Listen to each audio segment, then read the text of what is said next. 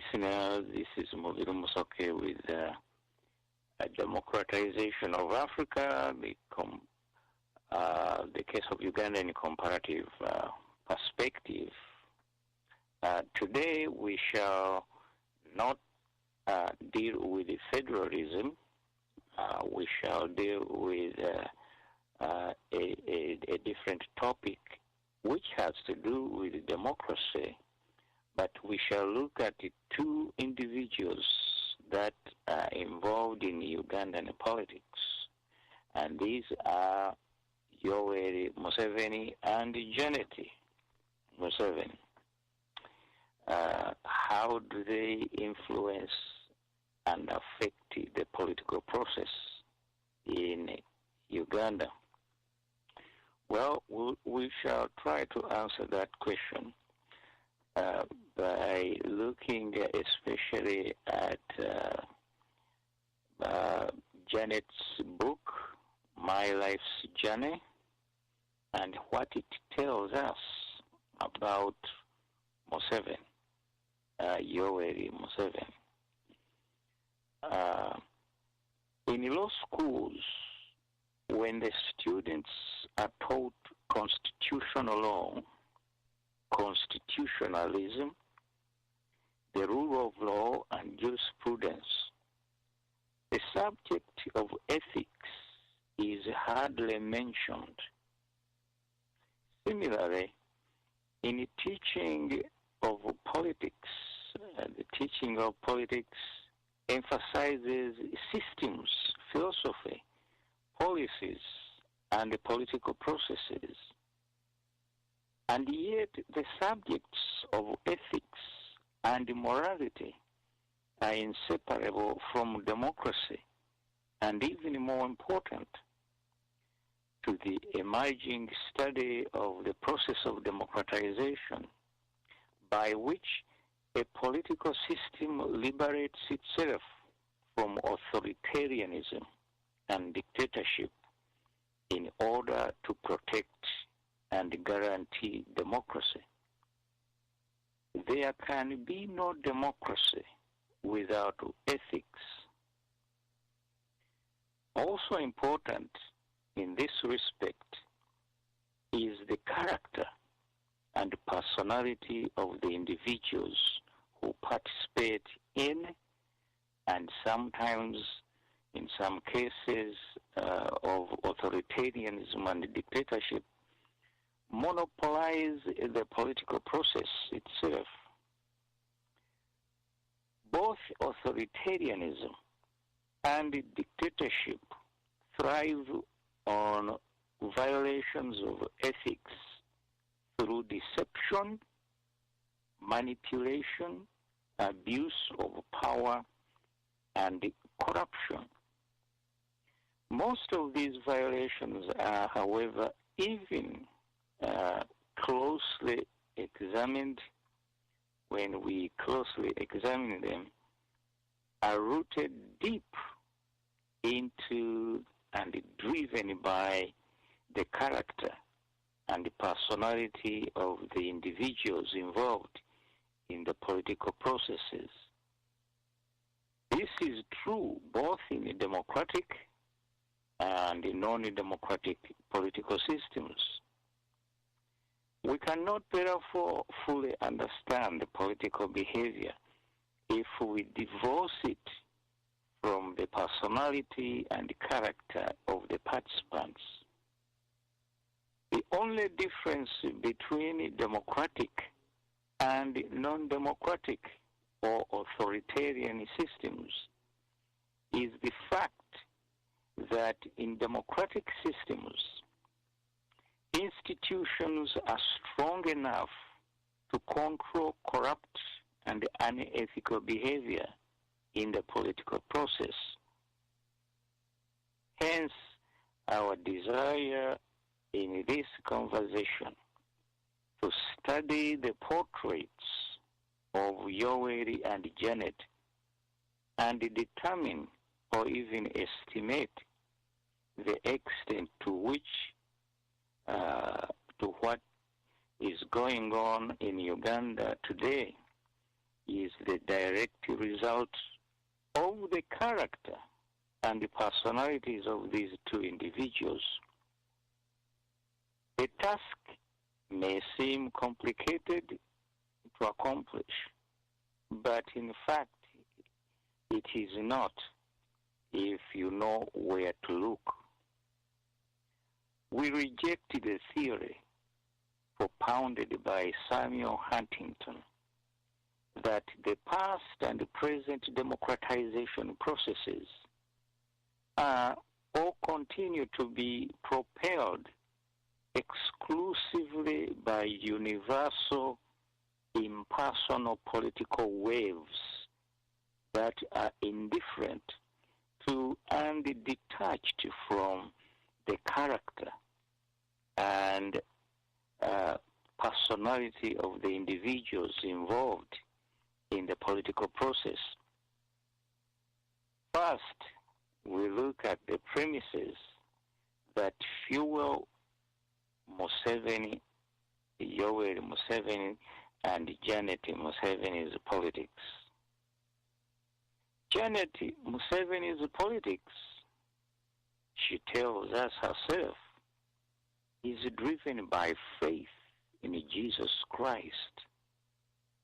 Jesus also seems to have played a central role in Janet's marriage to Yoweri Museveni. The two, however, grew up in the same rural area of Ankole, where they knew each other as children.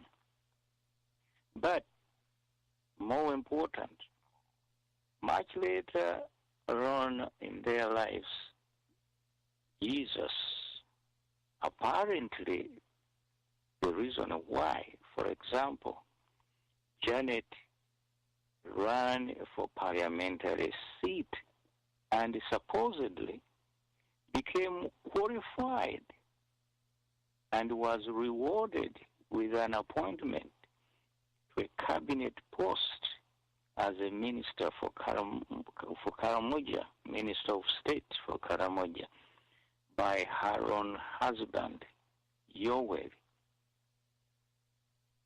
Janet Kataha Museveni's book, My Life's Journey, a journey which has not yet ended and therefore remains unfinished, is not only a valuable source of evidence about Yoweri's politics, but also corroborates in substantial ways everything we ever wanted to know about Yoweri's character and personality. Although this conversation is not a full review of my life's journey by Janet Museveni, compared to my detailed review of sowing the mustard seed, it nevertheless throws sufficient light on Yoweri's political portrait, thereby removing some of the shadows that obscure our understanding of Yoweri's political picture.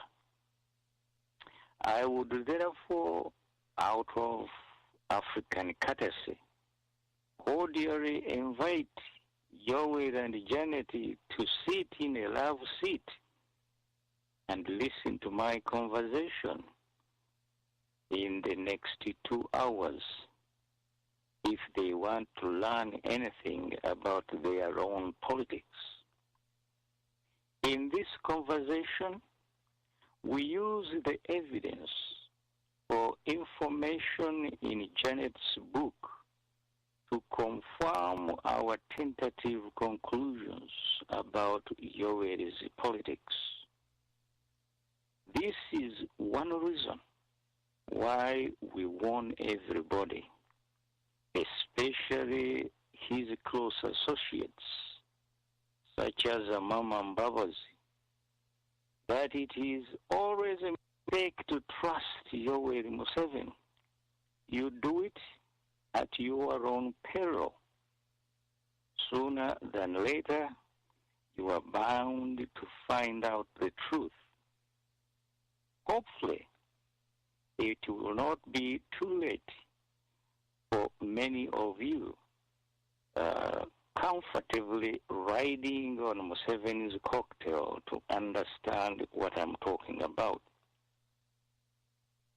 For example, recently, Yoweri Museveni bragged about his enormous wealth, which he directly and apparently attributes to his ascetic ability to save money like the 18th century New England Puritans described by Max Weber in The Protestant Ethic and the Spirit of Capitalism. The spirit and the practice that, according to Museveni's deceitful confession, he started observing scrupulously at the age of 15, that is, in 1965, assuming that Museveni was born in the year of our Lord 1944, as he claims. If Museveni had derived his wealth exclusively, or even mainly, or substantially, from his personal savings, there would be no reason for Janet to write that, quote, "We had no wedding bands, so we hurriedly went to a jewelry shop to buy them. Since we did not have a lot of money, we only bought one wedding band for me," unquote. These events took place in 1973, 8 years after Museveni, the rich man, had allegedly started to save every penny he could lay his hands on. Janet, however, in an unintended, apparently truthful revelation, explicitly points out, in an attempt to give an accurate description of their wedding, that, quote, "Our wedding was much smaller and more intimate, but just as beautiful," unquote. It was obviously not a wedding of a rich man. Museveni wants us to believe in his magnified imagination. Moreover, after the wedding, quote, "with only one big suitcase that held all our worldly goods, we said goodbye to the Kazoras, who were my only relatives in England, and boarded a plane to Tanzania," unquote. This was in 1973. In Tanzania, Janet narrates, life was not easy, considering the fact that Yoweri was arrested at least 9 times. We are not told why, but we are left with the clear impression that it was for infringing the Tanzanian political norms. It seems that the hard life the Musevenis endured in Tanzania was connected to Janet's conversion to Jesus. God got my attention on a number of occasions during my life. When I got married and moved to Tanzania and started the daily struggles for survival, when we had food on our table, a roof over our heads, and clothes on our backs, when neither or I nor my husband had any source of income when I brought 4 healthy babies into the world, and they grew strong and well in spite of us living in very difficult circumstances. When my husband went to fight the Bush War, and for years I never knew if I would ever see him again. God brought my attention when we escaped from our life with our lives from Kenya, where the government was getting ready to hand us over into the hands of our enemies, and started a new life in Sweden. In Sweden, Janet narrates that the night we arrived in Mohida, when I saw my children sleeping soundly in their beds in a warm house, apparently they arrived in a cold Swedish winter. So far from the threat of danger, I thought, there must be a God in heaven, and if he is there, I want to know him.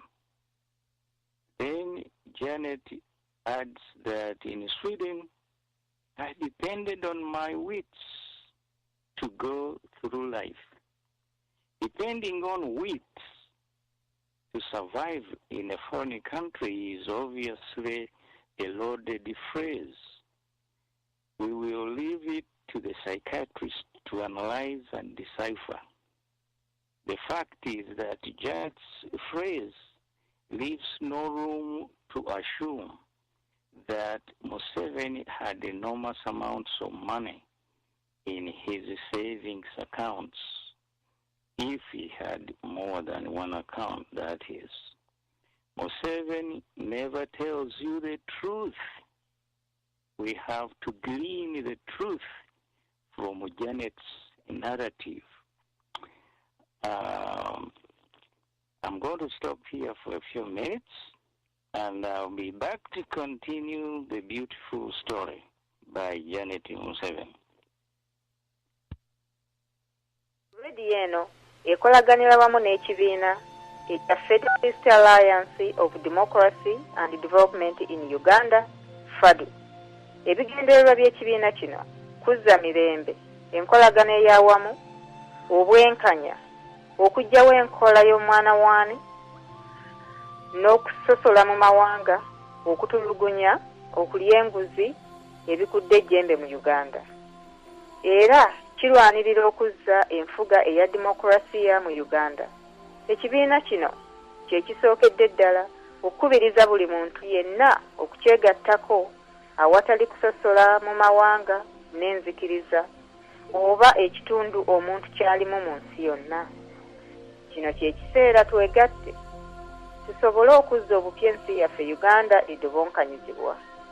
Buli eyandyagadde okwegatta ku kibiina kya FADU kuba ennamba eno: 1-888-4-7-3-8 oba weeyambise email info@fadu.org. You are listening to Voice of Uganda Radio, the mouthpiece of all Ugandans, wherever they may be, to voice their problems without fear of any retribution. The Voice of Uganda Radio works in sync with FADU, the Federalist Alliance of Democracy and Development in Uganda.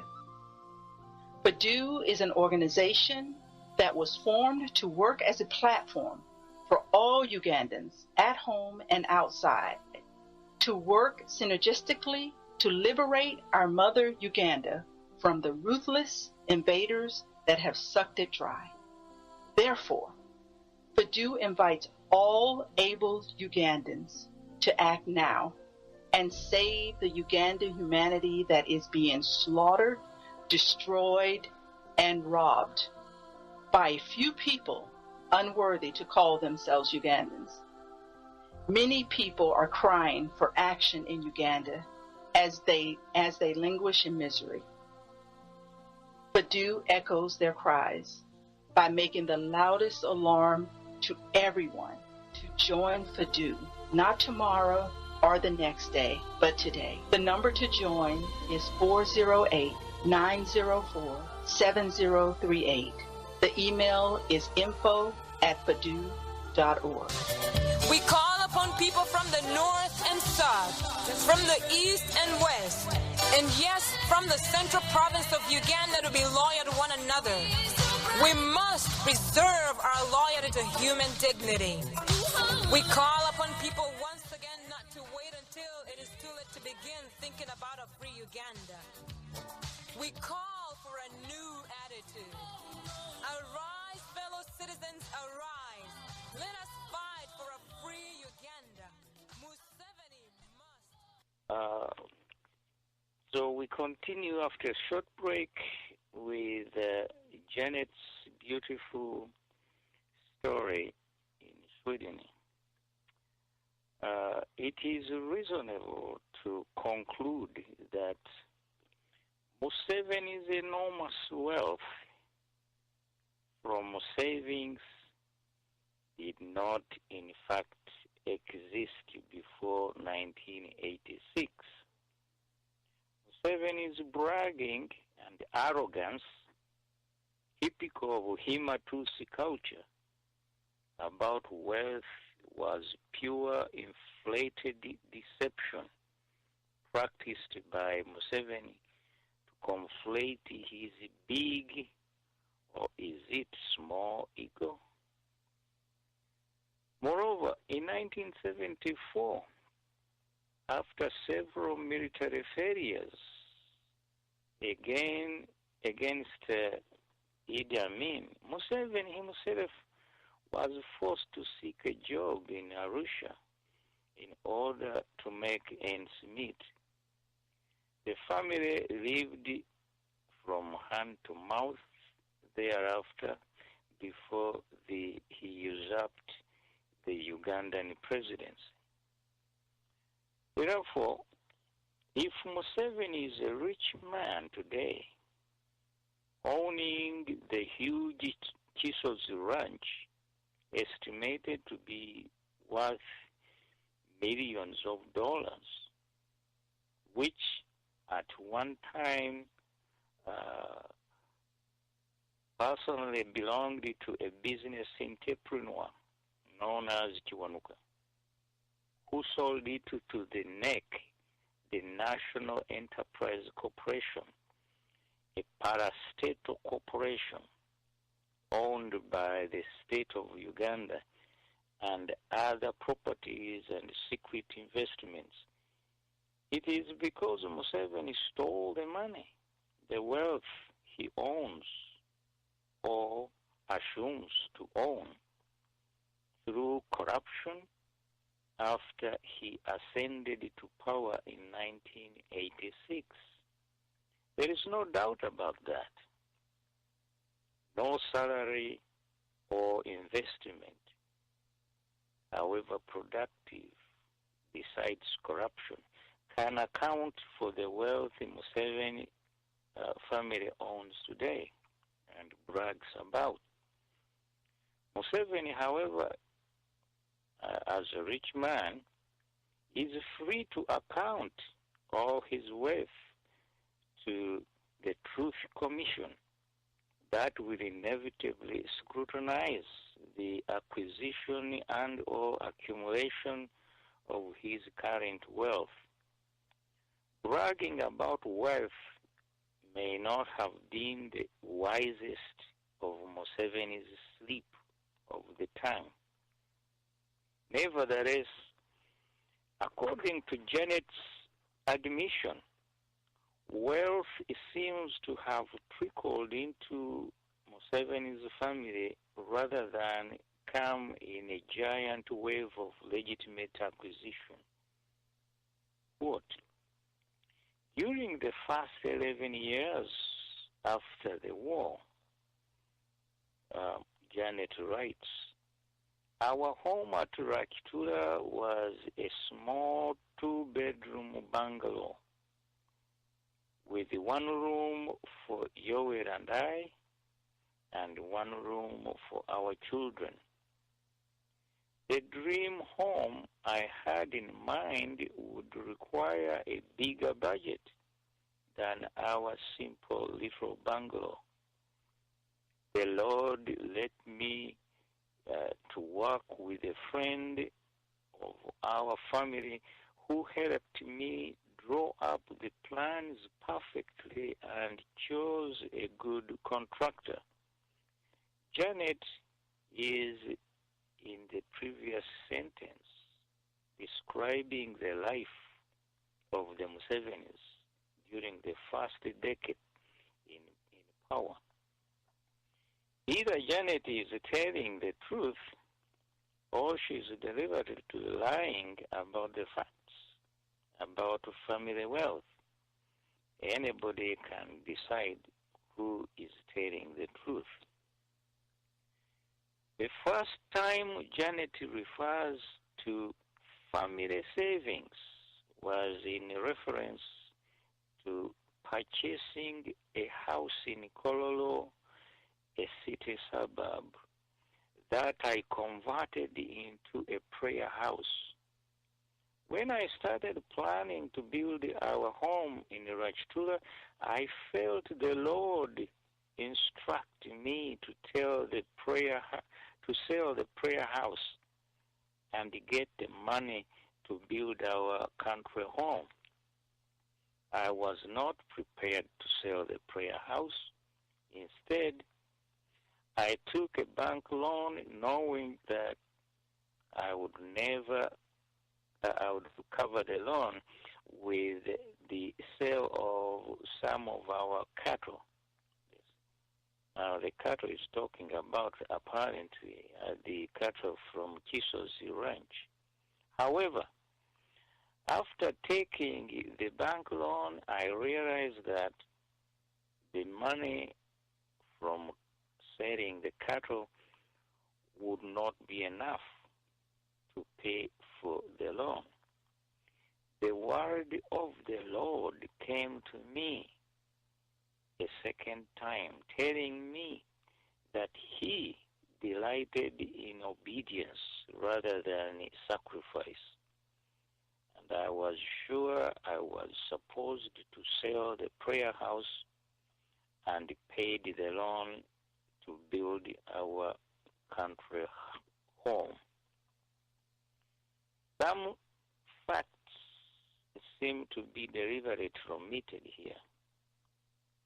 What is the truth? What Janet writes here, she tries to convince us, dictated by the powerful voice of the Almighty. Another project was, of course, typically narrated by Janet, also devoted to God. In 2001, by God's grace and with the help of my husband and good friends, I was able to fulfill my vow to God to build the sanctuary at Inswere. In a beautiful sanctuary, it is a very beautiful sanctuary that gives honor to God. I don't know whether God really needs buildings to live in, but there we are. The Lord also heard my prayer and has blessed the community of Nyabushozi, brought increase to the work of their hands. Many times, groups of people travel from all over the country to see the model of farming that is practiced at Inswere. The president has brought people from other parts of the country to show them an example of how people can increase their household incomes through good agricultural practices. Since I became Minister of State for Karamoja, I too have brought teams of Karamojong to Nswere to inspire them with the example of a fellow pastoralist community that is reaping the rewards of better farming practices such as paddocking, building varied dams, proper treatment of cattle, and recently the planning of silage for cows. I attribute all this to the blessing of the Lord. That is the result of His manifested presence. Unquote. Another clear manifestation of God in Ugandan politics is Janet's run for parliament. In 2005, Janet, quote, sensed the Lord call me once again to serve Him. But this time, in the field of politics, I felt the Lord lead me to stand as a member of parliament for the constituency of Ruhama, where Irenga is located. Irenga is the village where she grew up. I felt the Lord lead me to stand as a member of parliament for the constituency of Ruhama, where Irenga is located. Even though there were many obstacles to a lot of opposition to my standing for political office, I was convinced this is what the Lord required me, and I had to obey Him. Unquote. These quotations make the premises of Janet's politics explicit. What we need to do is to give a fair critique of those premises. First, it must be admitted that the Constitution of Uganda guarantees the separation of church and state. This is a fundamental principle in a democracy. Separation of church and state is essential for democracy to exist. Janet is free to own and exercise any freedom of conscience like any other Ugandan. However, Ugandans are free to question the assumption of attributing a causal relationship between belief in religion and causally connecting such beliefs with concrete public political projects. Such a causal connection should remain in the private realm of religious conscience. That is why it is wrong for people on a religious crusade to believe that they have God's mandate to kill certain people or even destroy objects such as the Buddhist statues in Afghanistan because they do not conform to their faith. No political freedom will remain when the line between personal religious conscience is allowed to be translated into a political premise and public action in a community with a multiplicity of religions. Separation of church and state would be violated. Apart from invading the realm of political freedom. The connection between a specific God and public projects would be both entail and imply corruption in the political process. The process of decentralization was partially aimed at allowing the construction of similar projects in all the different local parts of the country. Why should the Karamajong have to go to Irenga in Ankole in order to learn about cattle farming? The leaders should take those projects to the people in Karamoja. The best approach would therefore be to start a similar project in Karamoja by the people in Karamoja under the so-called decentralized system. Hopefully, we will get federal and make the situation even better.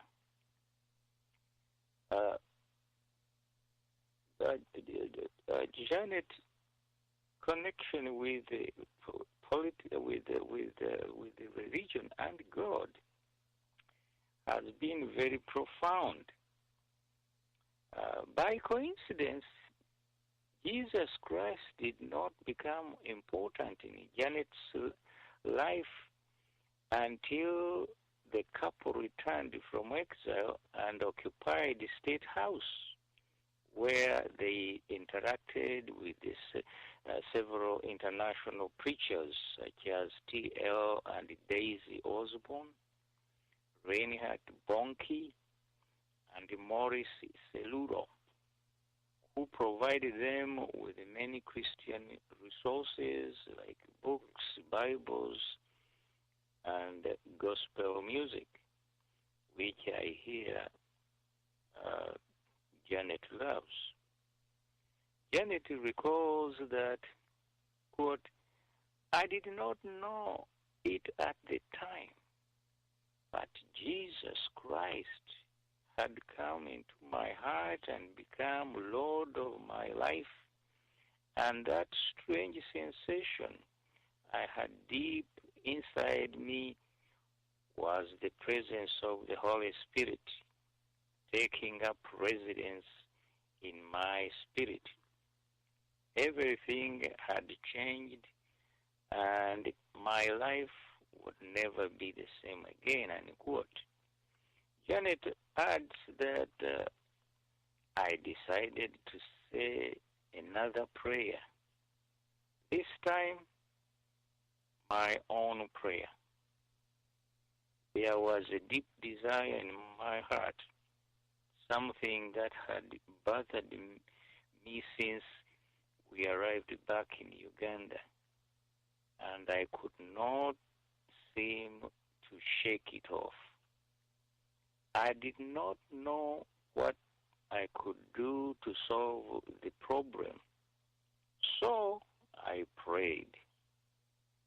And the prayer was, God, if you are really there, then hear me and answer me.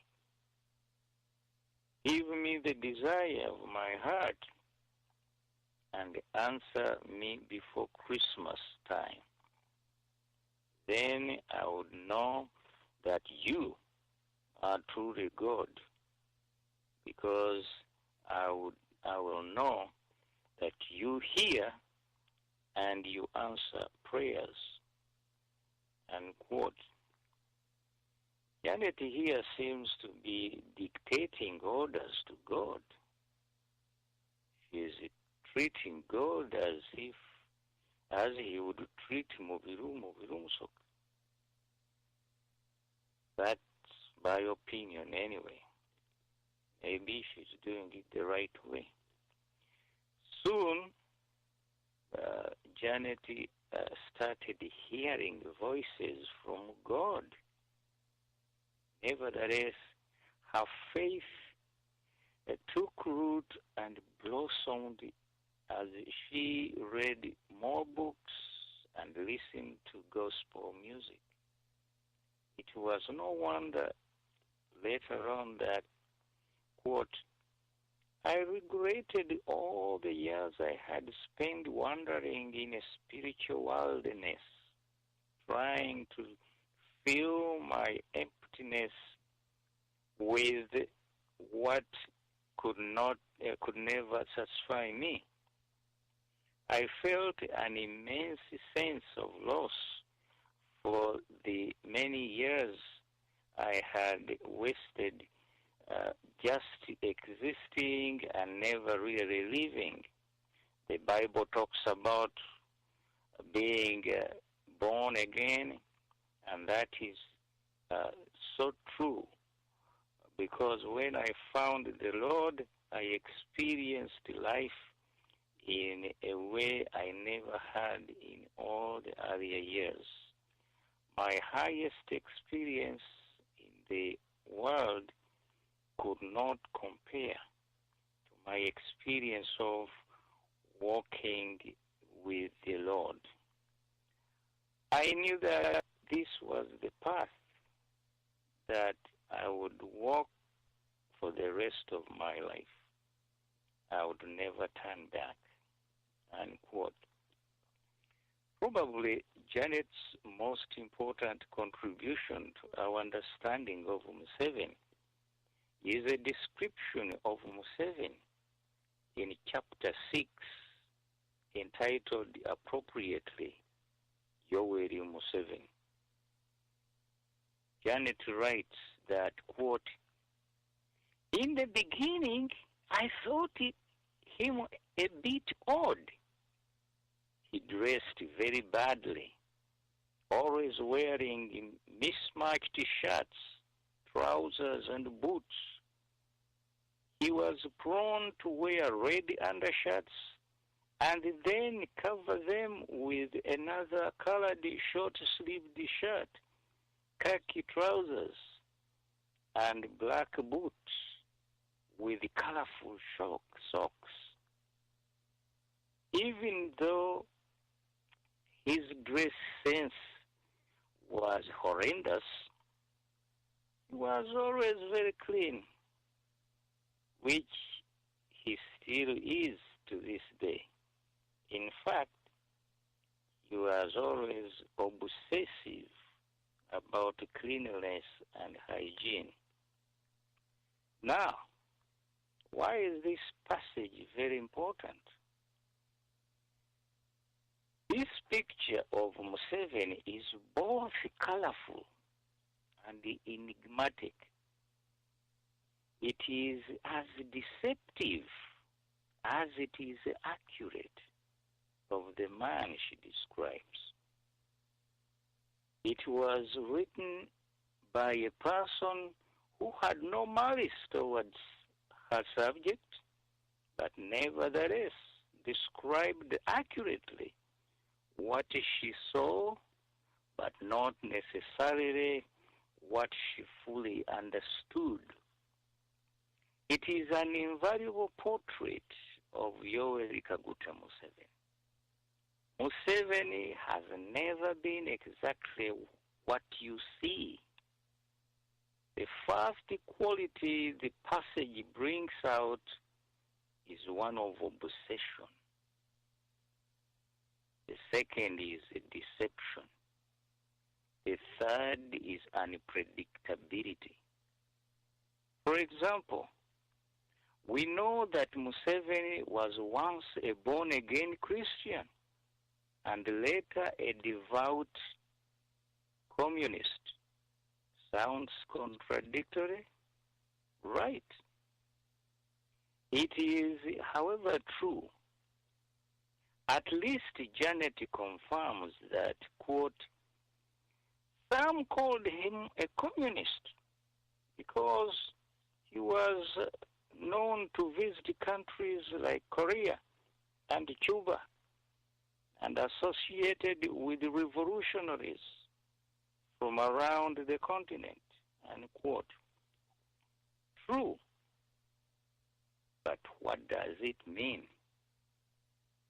I'm grateful to Janet Museveni for giving us that wonderful description of Yoweri Museveni.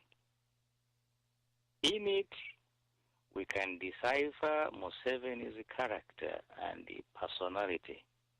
First, we point out the obvious. Museveni has never explicitly admitted that he once upon a time believed in communism.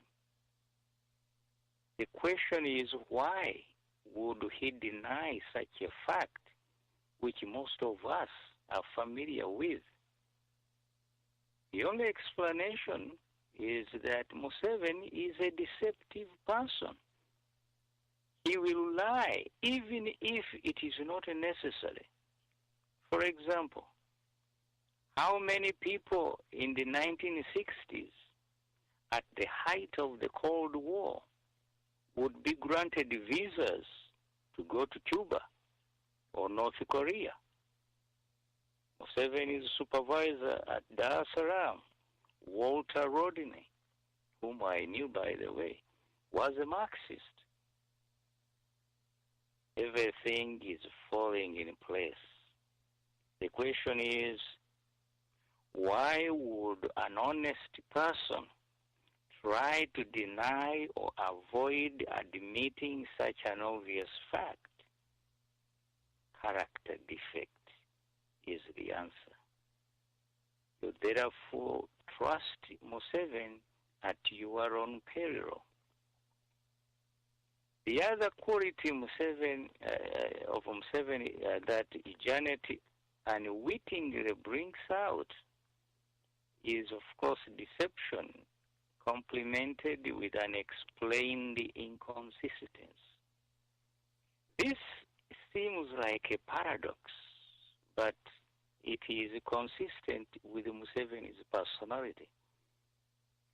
When one realizes, when one relies on deception to convince others, one is ultimately going to be inconsistent, because it is impossible to be deceptive and principled at the same time. Principle requires consistency, but deception necessarily violates principle and invites inconsistency. This explains Museveni's politics. For example, Museveni originally built his political base on the condemnation of sectarianism. Indeed, Museveni, as we shall see later, condemned the multi-parties as the basis of Museveni's interpretation of history and sectarianism. However, Museveni has been the greatest promoter of sectarianism in the conflict of the Banyoro and Bafuriki. Museveni castigated Obote and Amin as promoters of sectarianism in the army, but has turned out to be worse than both of them. Museveni has made his own son commander of the Presidential Guard unit. Indeed, no other president of Uganda has gone as far as Museveni in destabilizing the Buganda kingdom by creating and promoting sub-kingdoms in Bunyara, Bururi, and Kogi. On one hand, Museveni takes pride in supposedly restoring the kingdoms, but the same man is busy undermining stability in the kingdoms, especially Buganda and Toro. These actions of Museveni are the worst types of sectarianism in the history of Uganda.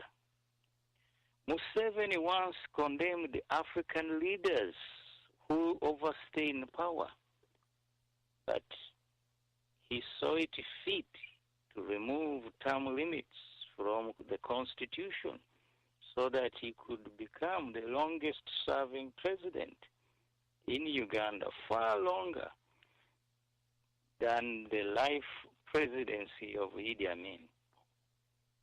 Museveni justified the overthrow of Amin and Obote on the ground that they violated the rule of law. Today, Museveni is secretly murdering political opponents in the army, and many are not even tried in court for treason, but secretly killed without due process of law. What all these contradictions illustrate is Museveni's politics, which is not guided by political philosophy and therefore absence of principle. It is based on deception and inconsistency.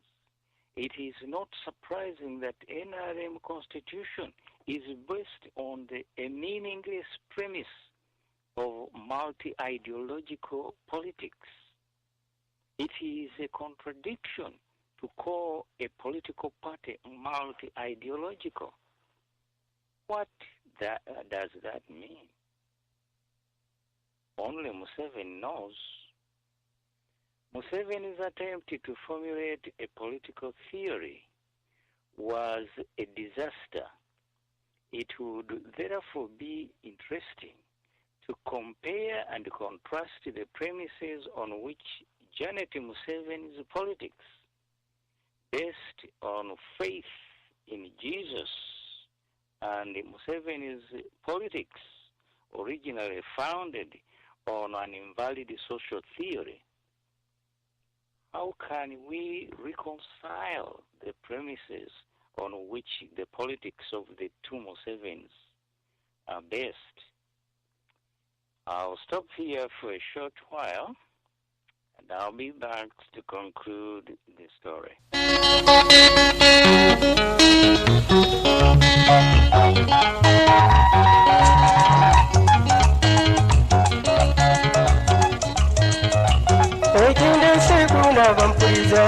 Nziza okubabula abafuzi abatukulembera naddala mu Afirika mwe tuzaalibwa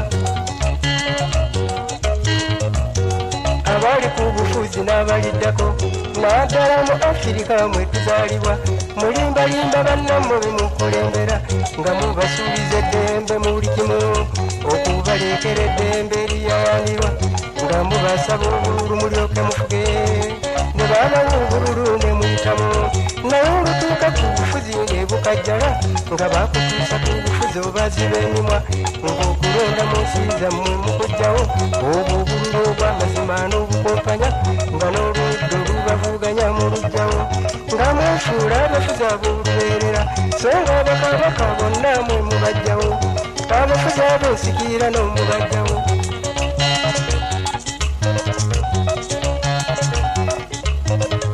lwaki totuuka ku bufuzi n'olemerako olw'omba n'ennyonsanya kusingako leero mbyogedde abange leero mbyatudde nasirika obwedda nze leka ebigambo byasenze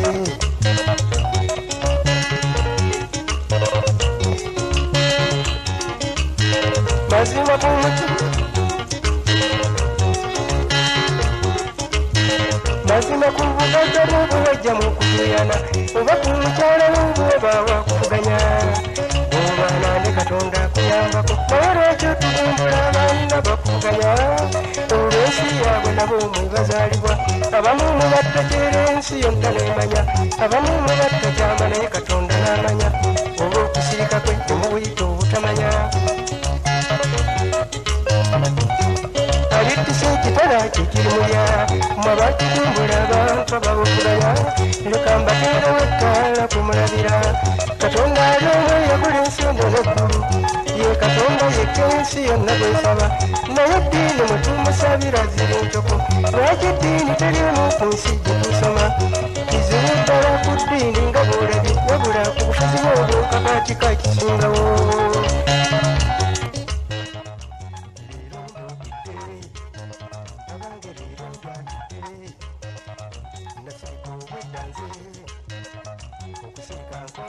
After a short break, I'm back to conclude our study, a brief study of Museveni's politics.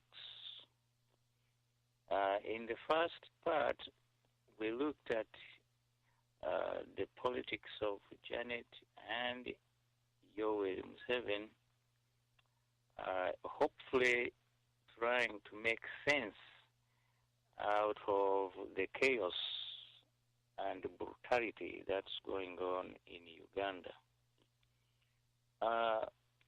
It is important now that we go at rise from the political domain to the intellectual domain. Museveni had a theory to explain his politics. He called it the metamorphosis social theory. And I think it is important to understand this theory in order to know why the guy is inconsistent and unreliable, because even the theory he tried to formulate was designed for political reasons.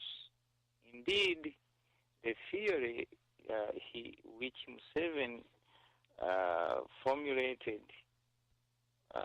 had no intellectual content. It was just pure, raw politics. Museveni first articulated his social theory in a campaign manifesto in 1996. In the manifesto, Museveni wrote, quote, "It is Africa's backwardness in general and Uganda's in particular that we seek to eliminate. Uganda and Africa are backward because all economies and societies that are still largely based on pre-capitalist modes of production and social structures, tribal communalism, a depressed cash economy, which in the past depended on foreign markets, and largely subsistence economy on the edge of the money economy. Europe, on the other hand, has undergone a most dramatic social metamorphosis over the last 500 years. What was a feudal peasant society dependent on the horse and the ox plow is now space age society dependent on electric and nuclear power. Europe is now largely a society composed of a middle class and a skilled working class. For example, the social structure in the United Kingdom at present is as follows. The upper class is 2% of the population, the middle class is 52%, and the working class is 46%. By the middle of the 19th century, Uganda had become a three-class society of feudalists, artisans, and peasants. However, the situation at present is as follows. Peasants make up 92% of the population, the middle class 4%, and the working class 4%. Ugandan society has regressed from being a three-class society in 1860s to becoming an almost exclusively peasant society. The crucial differences between the Europe of 1789, the year of the French Revolution, and the Uganda of 1860 was that our artisans had not developed into capitalists, and also there was no working class. It was this difference in social configuration, among other factors, that caused the quick and ignominious capitulation of Uganda's feudal leaders to British colonialism.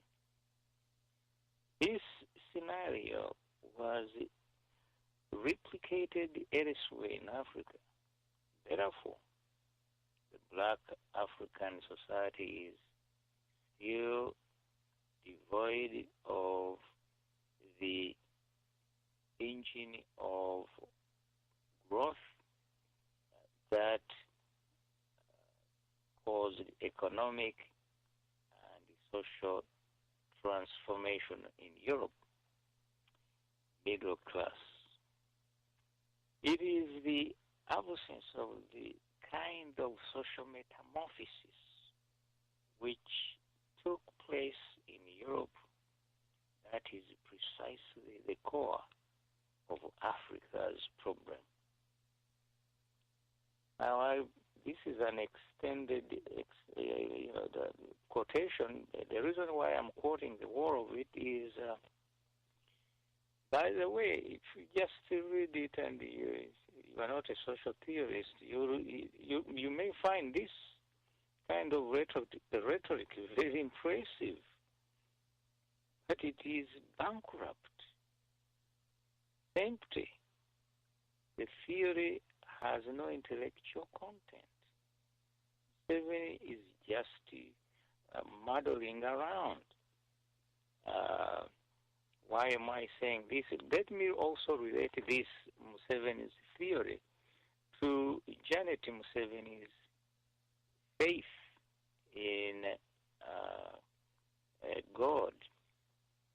Janet Museveni, the book My Life's Journey, relies on religion to solve Africa's problem. She for example, writes. She says that she went to Australia, she went to the Caribbean, she went to Europe, she went everywhere. And everywhere she went, the black people were at the bottom. And then she said, Lord, why is this so? So for her, the Lord will solve this problem if only we had faith. Museveni, on the other hand, I don't know whether he even read his wife's book carefully. He would have seen what Janet's solution in faith as contrasted to his solution in theory, that the two were incompatible. And it could not, in fact, resolve. And for a theory to solve a problem, a practical problem, it must be valid. But Museveni's theory, of course, is invalid and also inconsistent. For example, he attributes the colonialism for the colonization of Africa. He attributes it to the feudalists or the leaders, the kings that failed to defend Africa, all not knowing, of course, or understanding that the colonials came with a Maxim gun. All the Africans had was a set of spears, and of course, they had no competition. The technology was. But anyway, the important thing is the two people, the two Musevenis, have different solutions to these problems, and both solutions obviously are unattainable, as I will explain.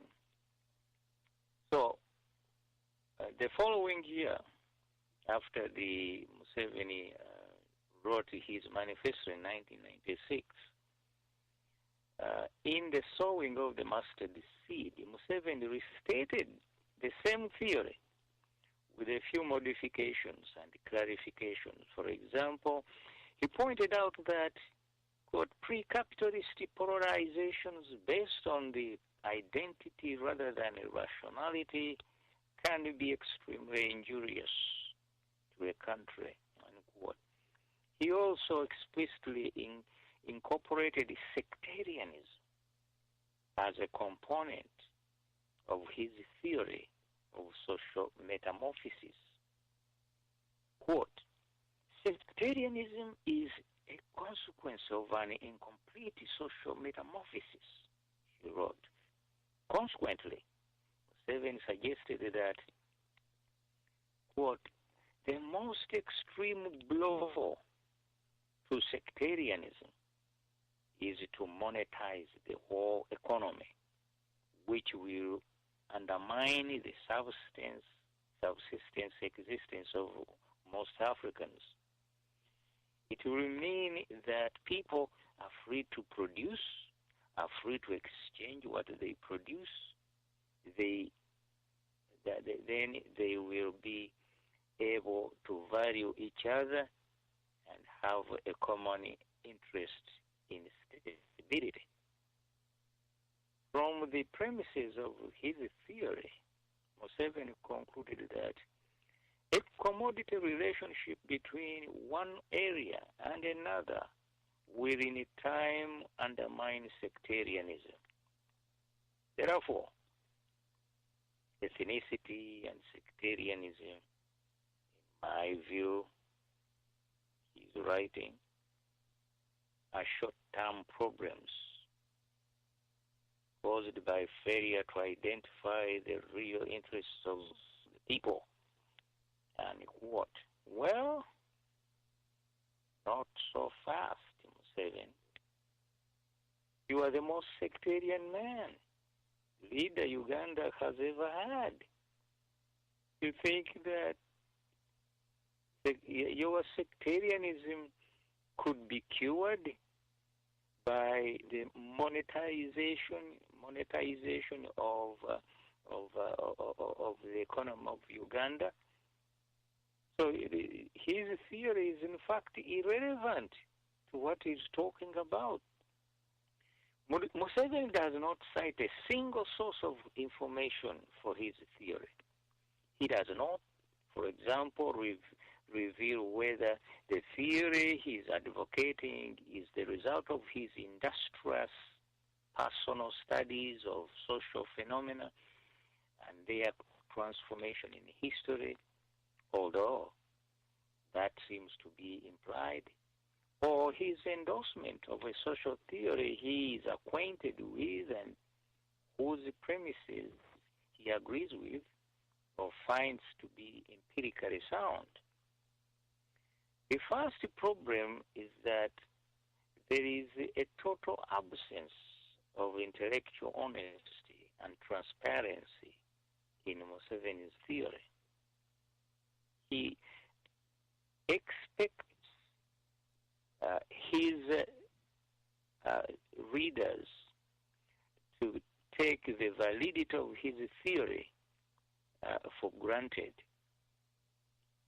However, we find that Museveni's theory of social metamorphosis bears a very close resemblance to the capital theory formulated by Karl Marx, which we outlined at the beginning of these conversations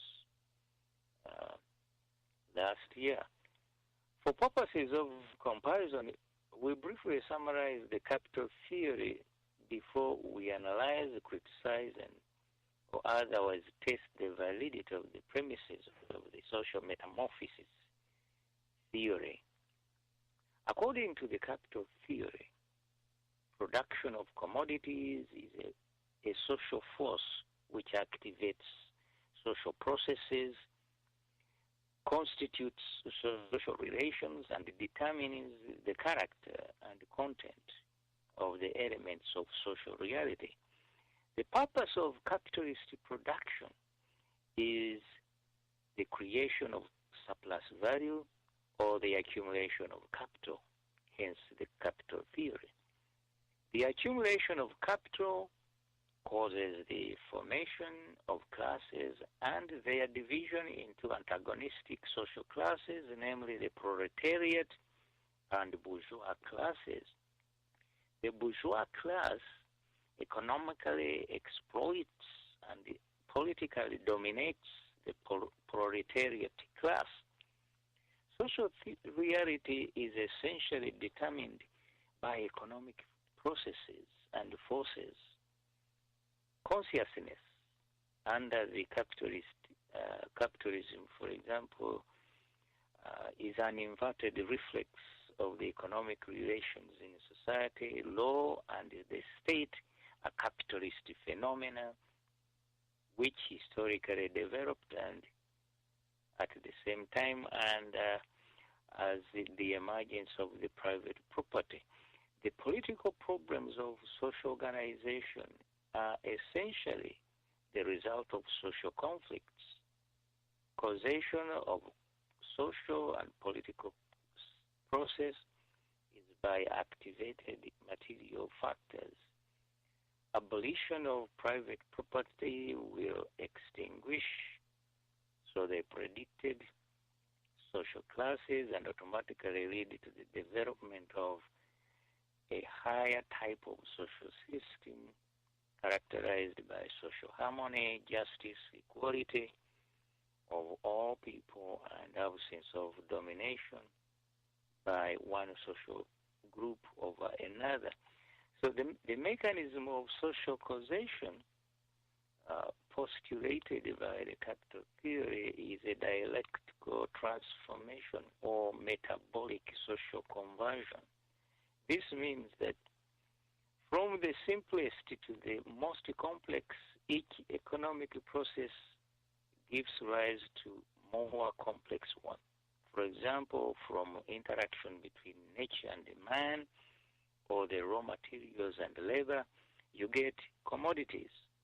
The saturation of commodities gives rise to money, and the accumulation of money creates capital.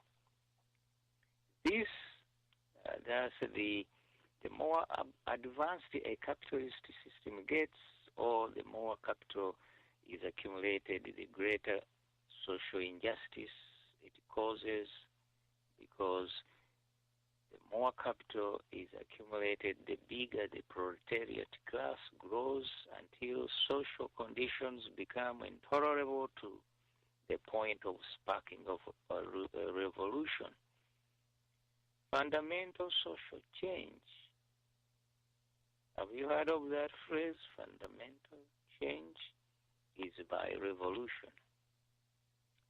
This form of social change is in itself a dialectical process of social transformation, of which a social revolution is the highest point, marking a clear end of one type of social relationship and beginning of another.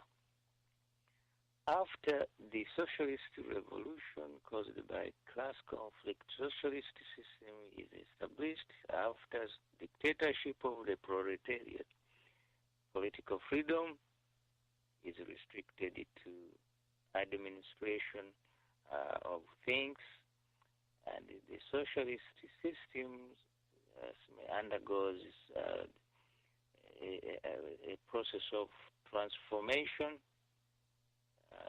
Or one must say that's the word Seven uses is metamorphosis into a higher and more perfect social system of communism, which, judging by the logical structure of the social capital theory, as a whole, the mechanism of social causation postulated is terminated the terminal stage in constitutional evolution. So this, all this may sound too complicated and abstract, but I'm trying to compare Museveni's theory with the capital theory, which he is, in fact, he copied, but did not have sufficient intellectual capacity to really convert it into his own theory. So you can see the resemblance between Museveni's theory and the capital theory. The resemblance between Museveni's social metamorphosis theory and Karl Marx's capital theory is obvious. In both theories, classes are an important activating component of society, especially in its various stages of evolution. In the capital theory, classes are the consequences of accumulating capital in the process of production. In Museveni's metamorphosis social theory, class is an amorphous product of social change. Or is it evolution? Museveni himself is not even sure. Whose causes are not clearly explained. The existence of classes is directly related to the idea of political freedom in both theories. In both theories, also ideology, consciousness of social relations is to some extent political destiny. That's why Museveni was saying sectarians will disappear when commodity production and exchange is transformed. And yet, he forgets that sectarianism is human behavior dictated by personality and character, not by the existence of specific economic conditions. That's why Museveni is a sectarian today, not because of the social structure that exists in Uganda. It's because of his character, his personality, that drives him to be sectarian. So one thing is also clear. The capital theory has been rendered invalid by the history of the Soviet Union, its birthplace and apparent terminal destiny or resting place in Moscow. Nobody expects socialist political system to evolve further into communist system as postulated by capital theory, where justice and equality of people is perfect and the state and law wither away. The future of ideology in Museveni's theory is left hanging after communism was raked on the sharp political rocks of history in the Soviet Union. Museveni even now shies away, denies that he was a communist. Deception. Museveni's politics, however, remains masked in a socialist rhetoric discussed earlier. Communist politics was premised on the supremacy of the communist ideology. Museveni tells us that NRM is a multi-ideological political party. Can you believe it? Doesn't make sense. Communist ideology denigrated all other ideologies, just as Museveni does. We have seen that even though Museveni does not clearly define what an ideology is, he nevertheless regards the specific ideology he believes in as the ultimate test of good politics and enlightened leadership. All politicians must be judged by. The ideology Museveni espouses in his political rhetoric is manifesting in sowing the mustard seed. It is clearly socialist, even though he does not openly embrace it. Hence these contradictions, the picture painted by his wife, which I quoted you, comes to life. Under communist ideology, human rights were not inalienable, but subject to the dictatorship of the proletariat. Individuals under the communist regime did not have rights to political freedom if their beliefs and political objectives or aspirations clashed with ideology, communist ideology. This was the premise of the ideology of a one-party system under communism,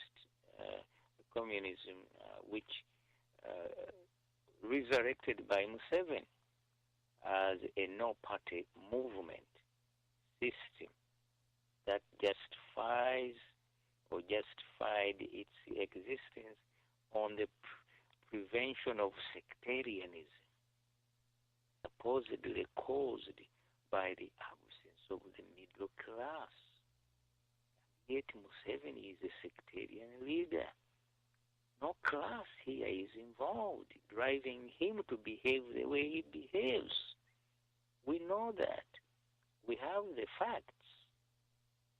So the theory is bunk. Similarly, Museveni believes that, quote, unlike the laws of Moses, most human rights are not divinely ordained and are subject to modification to fit the political and economic conditions, unquote. Well,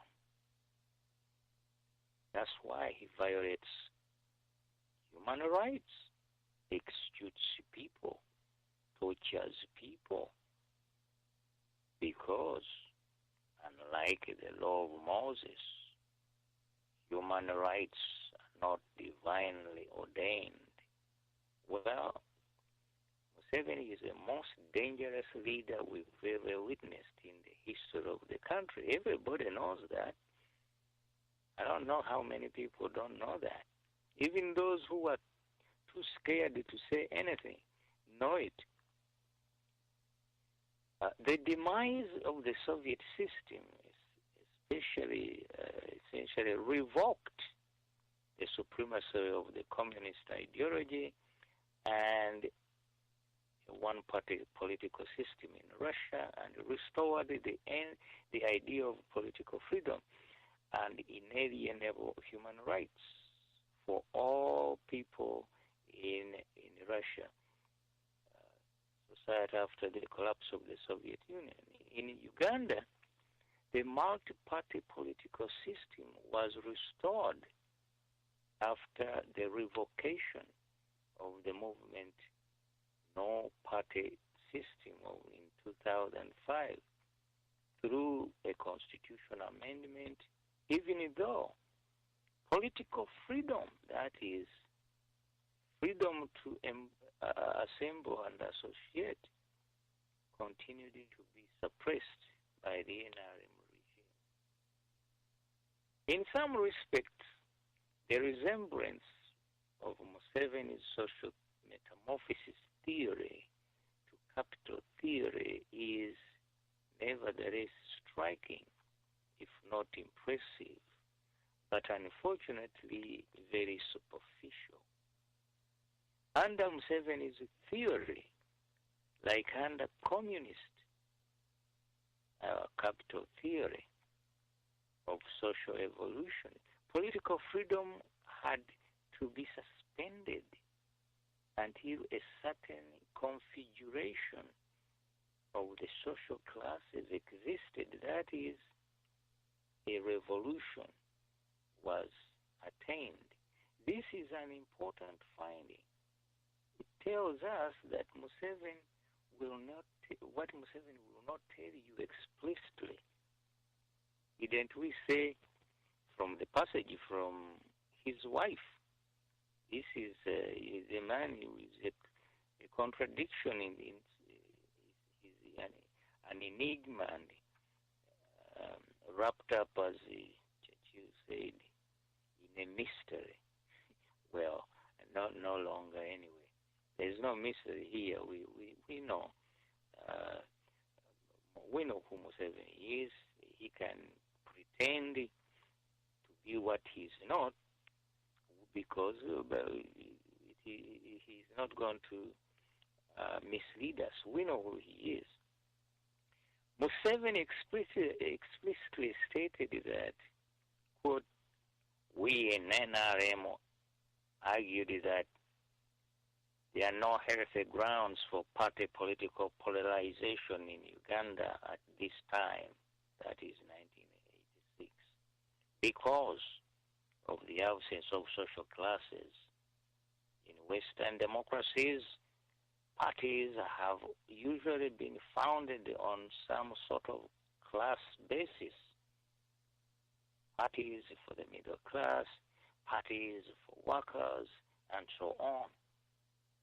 On what basis would parties in Uganda be formed, since Ugandans are overwhelmingly of one class, that is peasants? The polarization one is likely to get in Uganda and countries like it is vertical polarization, right? Tribe A will join Tribe A, Tribe B, Party B, and so on. They will be sectarian. That is crucial for Uganda now, is for us to have a system that ensures democratic participation until such time as we get through economic development, especially industrialization and the crystallization of economic groups upon which we can base healthy political parties. This is Museveni arguing in 1986. Of course, this was politics. What he called the theory was not a theory, it was politics. It had no intellectual basis for it.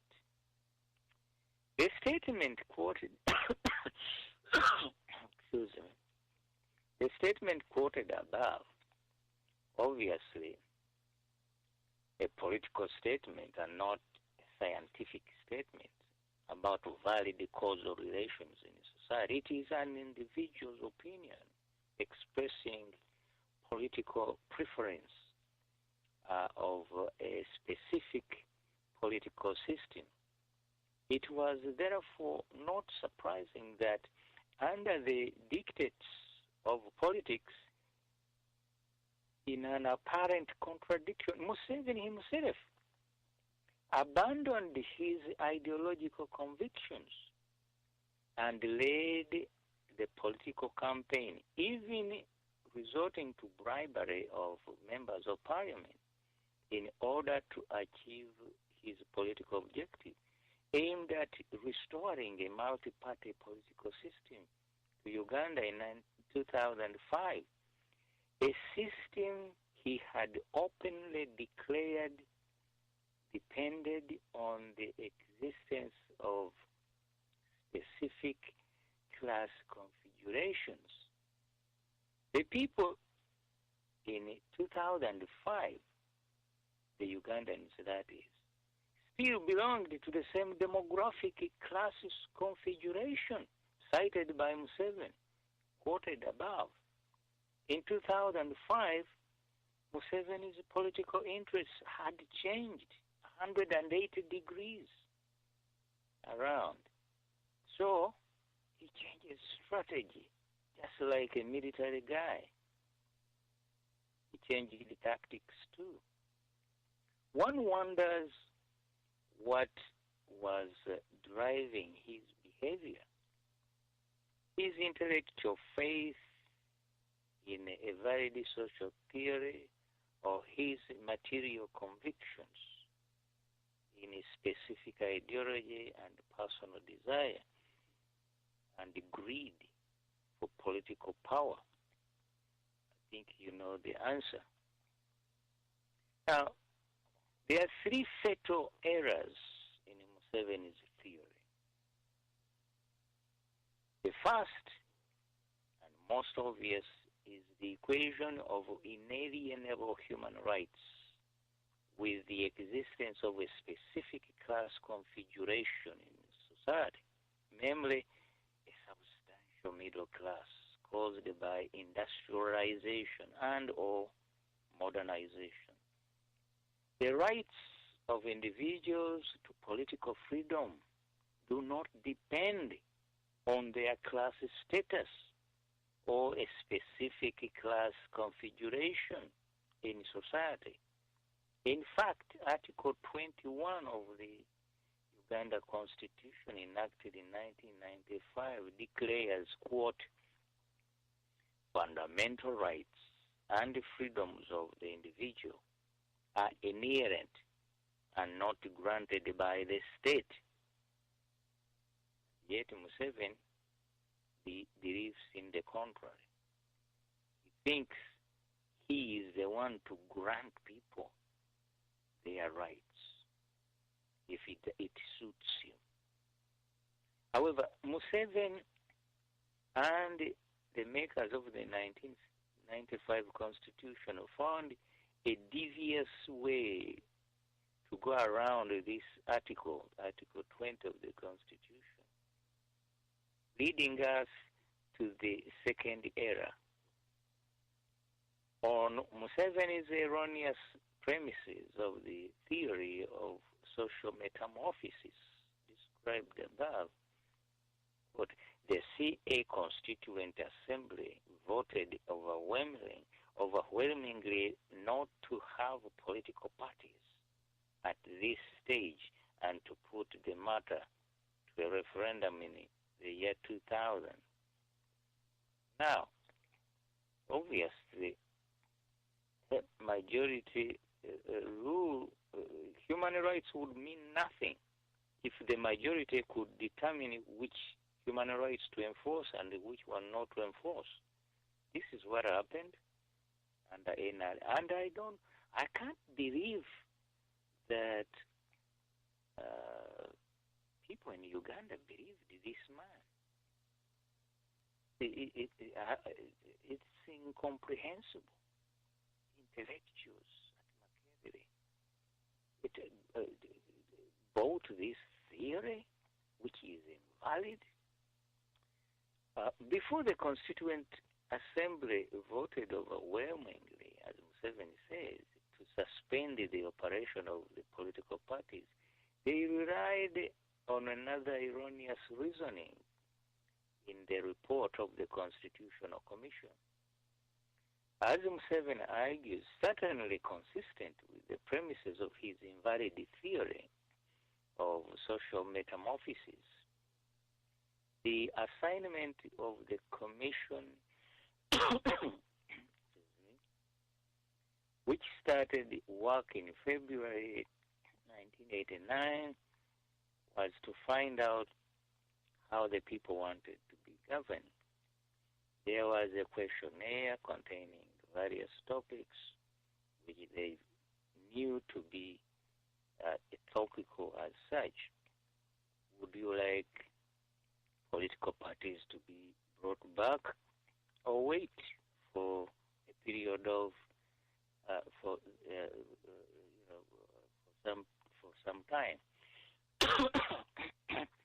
Now, in the final analysis, you can't vote on human rights. the majority may,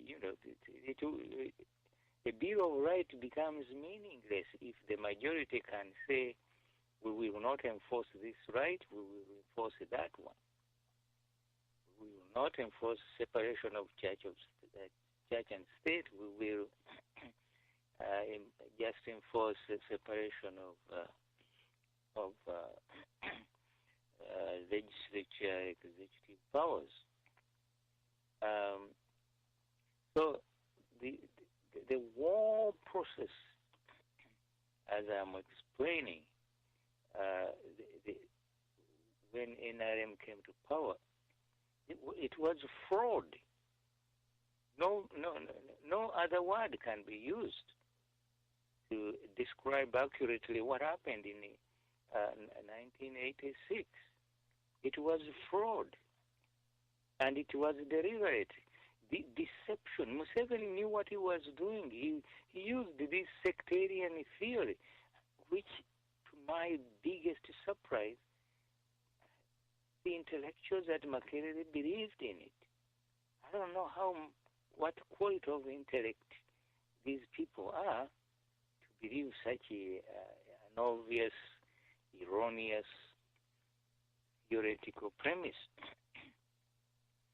The fatal error in this reasoning, although compatible with Museveni's invalid theory, was that the majority had the right to take away the inalienable and inherent rights of the minority who believed in the existence of multi-parties. This was clearly defective political reasoning, incompatible with the protection of inalienable human rights. Nevertheless, to say the reasoning was a blatant violation of Article 20 of the Constitution, either Article 20 was a hoax and Museveni's theory valid, or it was invalid and the suspension of the operation of political parties illegal and unconstitutional. This paradox produced the 1995 Constitution. More specifically, what crippled the 1995 Constitution were Articles 69 to 76, which established the movement system, whose those articles effectively rendered Article 20 inoperative because they incorporated Museveni's social theory in the Constitution itself, the movement system. The argument of what the majority of the people wanted, as Museveni argued, is irrelevant when it comes to protection of inalienable human rights of the minorities.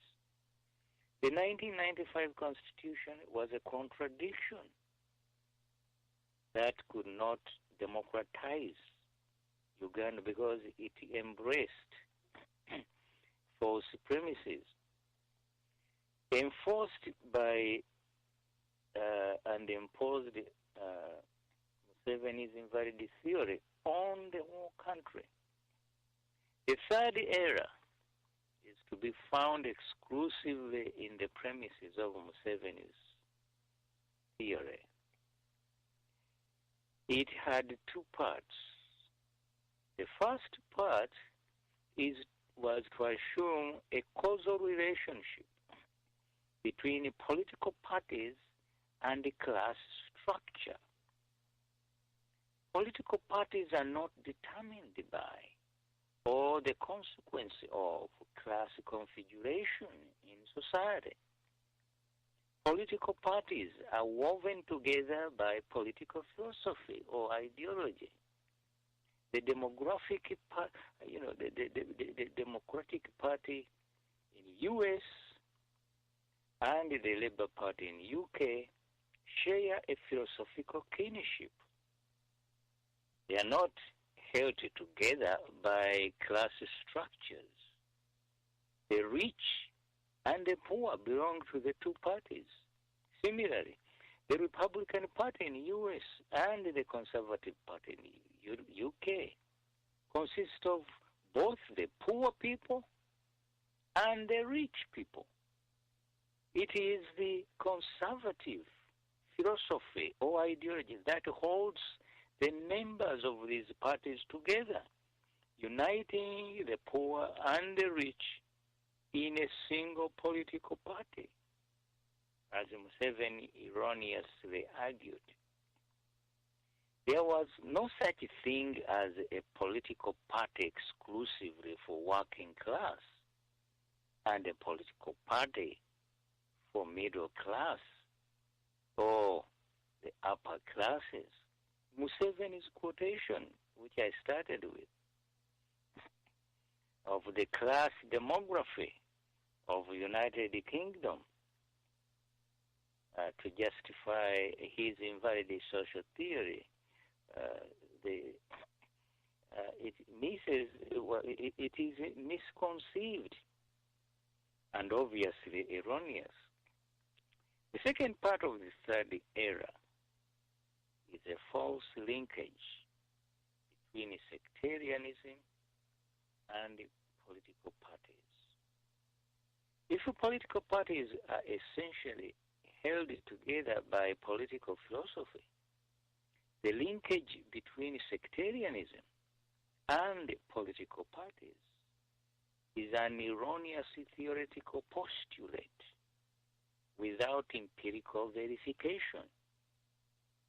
The class demographics of UK and Uganda cited by Museveni are not only misleading but also erroneous, because class configuration in the United Kingdom did not destroy sectarianism in the United Kingdom, as Museveni's theory falsely predicts.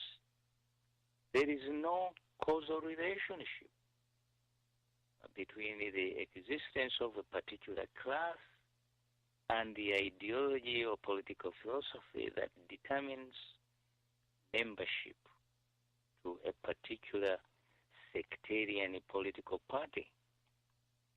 So Museveni's social theory seems to have been formulated with the political objectives in mind rather than a desire for intellectual enlightenment, objective historic explanation of social change and evolution.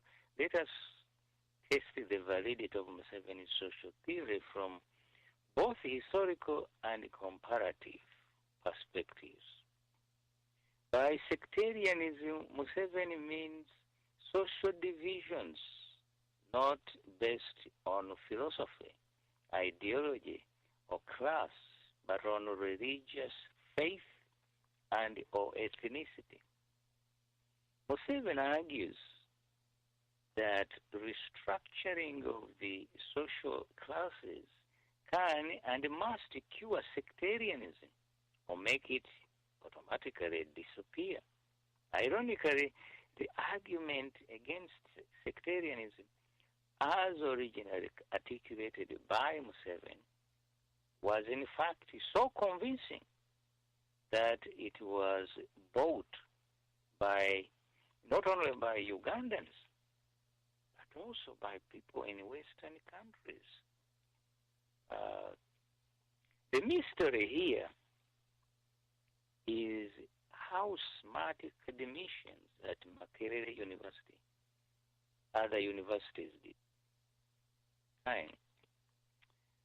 especially in the Department of Political Science and the Faculty of Law, could have peddled Museveni's theory without exposing its flaws and obvious shortcomings.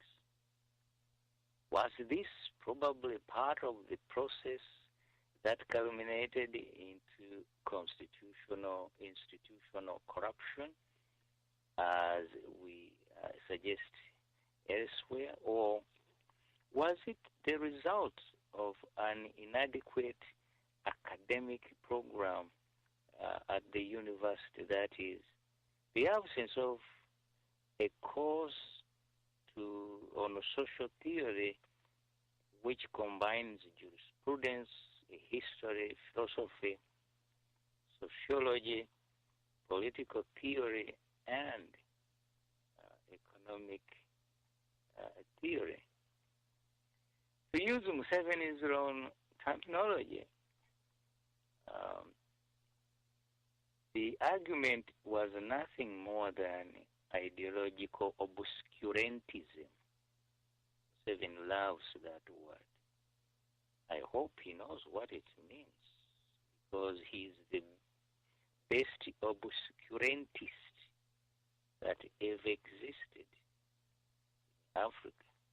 Museveni's argument and rationalization, nevertheless, was seen by the gullible, politically naive as a potent cure for tribalism in Africa. First, what was happening in Europe was seen as irrelevant to Africa. Second, this no self-respecting Ugandan could dare proudly proclaim himself or herself a tribalist, publicly that is, by condemning Museveni's invalid social theory of sectarianism. No one had the courage to point out any errors in Museveni's theory. This amounted either to intellectual cowardice, academic lethargy, or outright institutional corruption of the academic institutions. Museveni's argument was shrewdly packaged and presented as an objective intellectual argument. Sectarianism was not only condemned but also made illegal, supposedly in order to legislatively remove it from the social fabric of Uganda. Sectarianism was, it was further argued, directly linked to and exacerbated by the existence of political parties in Uganda. The assumption was that Museveni's theory postulated that sectarianism was inherently a part of the level of political evolution and or social and economic development reflected in class structures or configuration. The level of economic development achieved by Uganda, characterized by the absence of broad class divisions in social structure, was not politically conducive to the existence of multi-parties. It was argued, all false. If multi-parties were permitted to exist, they would be organized and coalesce around sectarian divisions, namely ethnicity and religion. This is false because we know today, and I may cite you some examples. India. You know, the party that won the last election in India, BJP, it's a Hindu political party. Hindu political party. But it is not prevented from the existence. It is not condemned as sectarian. That's part of political freedom. If people want a Hindu political party, so be it. And guess what? In Israel, you have religious parties, the Shahs. They do go to elections, and sometimes they are responsible for forming coalitions in the government. And what is wrong with that?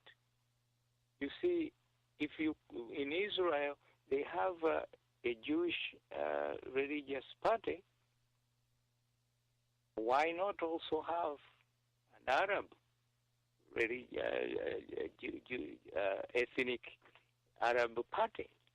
It does not contravene the rights of the people. In fact, India and Israel are democratic parties. So where were the people who Museveni duped? These systems existed at the time Museveni's theory of sectarianism was propagated, and they still exist today. Let us go home, UK, Northern Ireland. The settlement of the conflict in Easter 1998 would be impossible if you prohibited sectarian political parties in Northern Ireland. They are part of political freedom. Now, you tell me that there is no sectarianism in England or in the UK simply because Museveni quoted the so-called class configuration that is supposedly to have wiped out sectarianism. Nonsense. Of course there is sectarianism in it. And also, when Museveni wrote his theory in 1996, 97, what was going on in Yugoslavia? Museveni was pointing out that sectarianism only exists in Africa. But here was Yugoslavia disintegrating into several political entities. Sectarianism only exists in Africa because of the absence of the class structure. Nonsense. Of course that is nonsense. And what bothers me, what were the intellectuals at Makerere doing when all this misinformation was going on, propagated by Museveni's deceptive politics, divisive politics? What was going on? Of course, the theory was bunk. Everybody now knows that, I hope. Let Museveni come and debate me on this issue. I'm ready. And let us see where the truth lies. So, in short, let me also cite another example.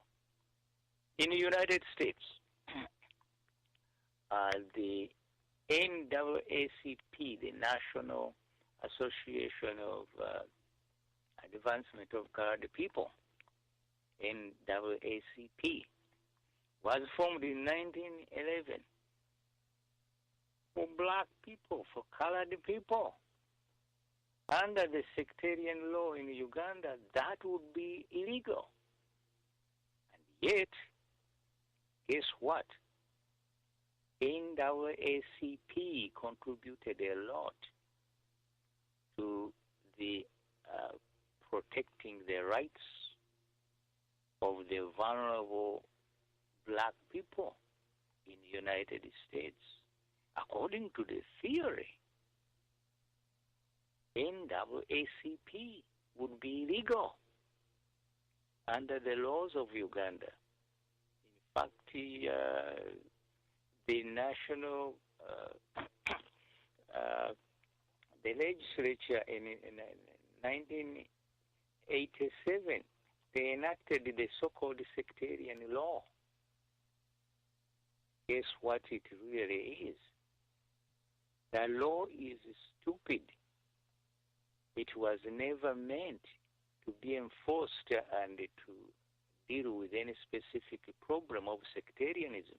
Because Museveni, I quoted you all the examples. He's the biggest sectarian. Has he been charged under the same sectarian law? Of course not. So this is bunk, and we should not tolerate it. My time has run out, although I could have continued to explain the devious politics of Museveni, and particularly as revealed to us by his own wife. I love the quotation I gave you from My Life's Journey, where Janet described Museveni very accurately, and in fact gave us the best political portrait of who Museveni is. Deceptive, contradictory, and inconsistent. Thank you very much for listening. Hopefully you tune in next week for another conversation on democratization of Africa, the case of Uganda in comparative